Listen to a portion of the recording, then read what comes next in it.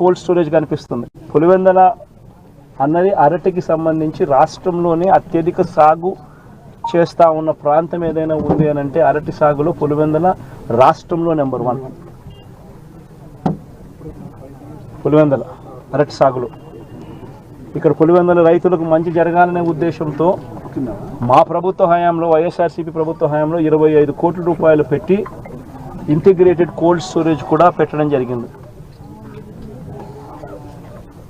మా ప్రభుత్వం ఎలక్షన్లకు పోక మునిపే దాన్ని ప్రారంభించడం కూడా జరిగింది.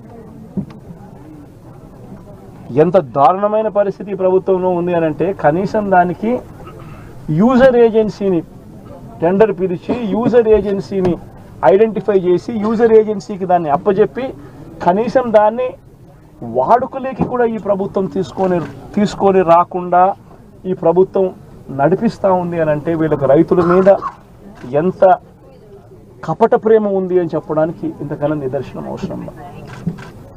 అక్కడే గన యూజర్ ఏజెన్సీని గన ఇచ్చి ఉండింటే 500 మెట్రిక్ టన్నులకు సంబంధించిన సామర్థ్యం ఆ కోల్డ్ స్టోరేజ్లో ఉంది కాబట్టి యూజర్ ఏజెన్సీని గన పెట్టి ఉండింటే ఆ యూజర్ ఏజెన్సీ అరటికి సంబంధించిన కొనుగోలు చేసేవాడు.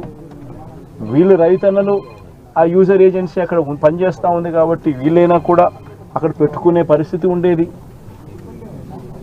మా ప్రభుత్వ హయాంలో ఏ రకంగా ఎక్స్పోర్ట్ చేసినాము 2 కంటైనర్లను పెట్టి అరటికి సంబంధించి అవి ఇంకా ప్రోత్సహించబడేటివి. ఈరోజు చూస్తే ఎంత దారుణమైన పరిస్థితి అని అంటే ఒకవైపున రైతుల పరిస్థితి ఈ వర్షాల వల్ల, ఈ గాలుల వల్ల ఇటువంటి దారుణమైన పరిస్థితి ఒకవైపున ఉంటే మరోవైపున రేటు చూస్తామా అంటే నెల కిందట 26,000 పలికిన రేటు ఈరోజు 9,000 రూపాయలకు పడిపోయిన పరిస్థితులు చూస్తూ ఉన్నాం. 9,000 కూడా కాదు, ఇంకా 9,000 కూడా కాదు సార్, ఇంకా తక్కువ అంటున్నారు. వ్యాపారస్తులు ఎంత అంటే బండి పంపరు సార్. ఈరోజు 9,000 కాదు 6,000 అని చెప్తున్నారు రైతులందరూ. ధర పడిపోయిన పరిస్థితులు కనిపిస్తూ ఉన్నాయి. మరి రాష్ట్ర ప్రభుత్వం అన్నది రైతును ఎక్కడ పట్టించుకుంటా ఉంది అని అడుగుతా ఉన్నా. మిర్చి పంట అయినా అదే పరిస్థితి, ధాన్యం కొనుగోలైనా అదే పరిస్థితి. 300 నుంచి 400 రూపాయలు పర్ టన్ను రైతు నష్టపోయిన పరిస్థితి.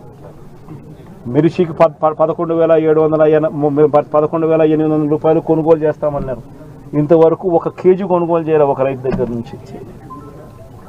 పెసర పరిస్థితి అదే, శనగల పరిస్థితి అంతే, మినుముల పరిస్థితి అంతే, కందుల పరిస్థితి అంతే. ఏ పంటకు ఈరోజు కనీస గిట్టుబాటు ధర రాని పరిస్థితిలో ఈరోజు రైతన్న వ్యవసాయం చేస్తూ ఉన్నాడు. రైతన్నలకు చీనీ చెట్లకు సంబంధించి గతంలో ఎప్పుడు చూడని రేటు వైఎస్ఆర్సీపీ హయాంలో రేట్లు వస్తే టన్ను ₹1,00,000 ₹75,000 అమ్మిన రోజు నుంచి చూస్తే సూట్ అనేది లేకోకుండా, కమిషన్ అనేది లేకుండా కొనుగోలు చేసే పరిస్థితి గతంలో ఉంటే ఈరోజు 23,000, 15,000, 18,000. కోవిడ్ టైంలో లారీలు డీజిల్ మనమే పెట్టి రైతులకు డైరెక్ట్ అకౌంట్ వేసినాం సార్. 12 కోట్ల రూపాయలు రైతులు డైరెక్ట్. అరటి రేటు మన కోవిడ్ లో ఎంత రేటు ఉంది సార్. లారీలు మనమే దారుణంగా ఉన్న పరిస్థితి. నేనైతే ఒకటి చెప్తా ఉన్నా, ఈ 4,000 ఎకరాలకు సంబంధించిన ఈ ప్రతి రైతన్నకు నేను ఒకటే భరోసా ఇస్తా ఉన్నా.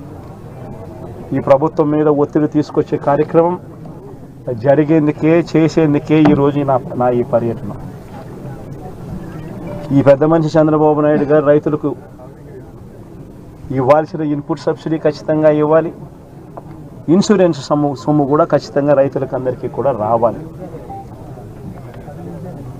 ఏ రైతన్నకు కూడా ఇవి రాని పరిస్థితి ఎక్కడైనా ఉంది అని అంటే మాత్రం ప్రతి రైతన్నకు నేను ఒకటే చెప్తా ఉన్నా, కళ్ళు మూసుకుంటే సంవత్సరం అయిపోయింది, కళ్ళు మూసుకుంటే మరో 3 ఏళ్ళు ఓపిక పట్టండి. వచ్చేది మన ప్రభుత్వమే.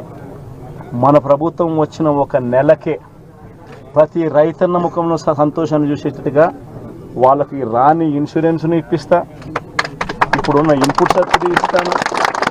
ఇవ్వడమే కాకుండా ప్రతి రైతన్నకు 2023లో ఏ రకంగా ప్రతి రైతన్నకు 50,000 రూపాయలు మళ్ళీ ఇచ్చినట్టుగా ఆ డబ్బు కూడా మళ్ళీ ఇచ్చే కార్యక్రమం కూడా ఖచ్చితంగా రైతన్నకు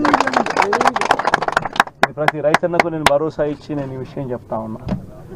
వైఎస్ఆర్సీపీ పార్టీ తరఫున నష్టపోయిన రైతన్నలకు కూడా ఖచ్చితంగా పార్టీ అంతో ఇంతో, అధికారంలో మనం లేము, ప్రతిపక్షంలో మనం ఉన్నాం, అంతో ఇంతో చేసే కార్యక్రమం మాత్రం ఖచ్చితంగా చేసే కార్యక్రమం ఖచ్చితంగా అది రాబోయే రోజుల్లో అవినాష్తో నేను మాట్లాడుకుని అవినాష్ ప్రతి రైతుకు మేలు జరిగేట్టుగా, ఎంతో కొంత మేలు జరిగేట్టుగా అవినాష్ ద్వారా అది చేయించే కార్యక్రమం కూడా చేస్తాం.